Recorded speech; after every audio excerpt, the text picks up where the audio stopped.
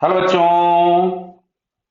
अब ये क्वेश्चन जो है वो असर्शन रीजन टाइप है, तो इसको हम लोग पढ़ते हैं पहले असर्शन और रीजन दोनों। If work done by conservative force is positive kinetic energy will increases. तो देखो बेटा, समझो बात को। मान लेते हैं, हम दो सिचुएशन लेते हैं। जैसे मान लो ये एक ब्लॉक है, इस पे mg नीचे लग रहा है। mg कंजर्वेटिव फोर्स होता है, बराबर। हम बहुत ज्यादा इधर उधर नहीं चलते हैं, सीधे सीधे बात करते हैं।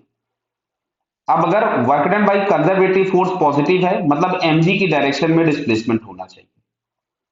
तो mg की डायरेक्शन में अगर डिस्प्लेसमेंट हुआ, तो यहां पे हमको दिख रहा है कि work done by the mg जो है वो पॉजिटिव हो गया।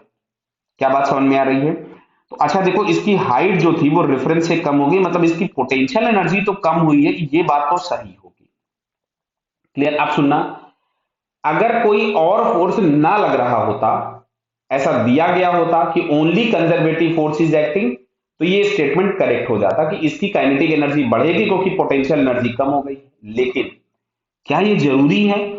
हो सकता है कोई फोर्स एक ऊपर लग रहा हो जिसका मैग्नीट्यूड एग्जैक्टली mg के बराबर हो जाए। तो आप देख रहे हैं कि अगर ये नीचे आ रहा है, मान लीजिए बहुत धीमे धीमे नीचे आ रहा है, या कांस्टेंट वेलोसिटी से नीचे आ सकता है। क्यों?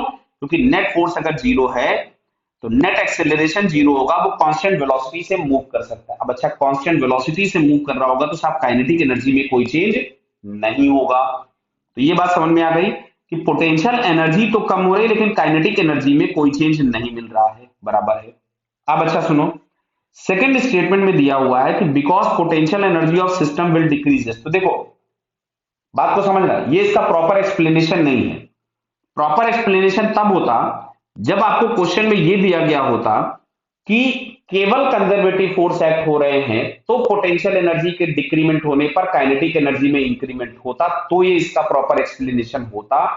अगर उसने असर्शन में ये लिख के दिया होता only conservative forces are acting, जो कि उसने नहीं लिखा है, बराबर। तो बेटा यहां से पहला स्टेटमेंट गलत है और दूसरा स्टेटमेंट हमारे पास सही है। तो असर्शन रॉन्ग और रीजन ट्रू। तो ये बेटा हमको डी ऑप्शन दिख रहा है, तो इसका करेक्ट आंसर डी हो जाएगा। ओके बेटा, ऑल द बेस्ट।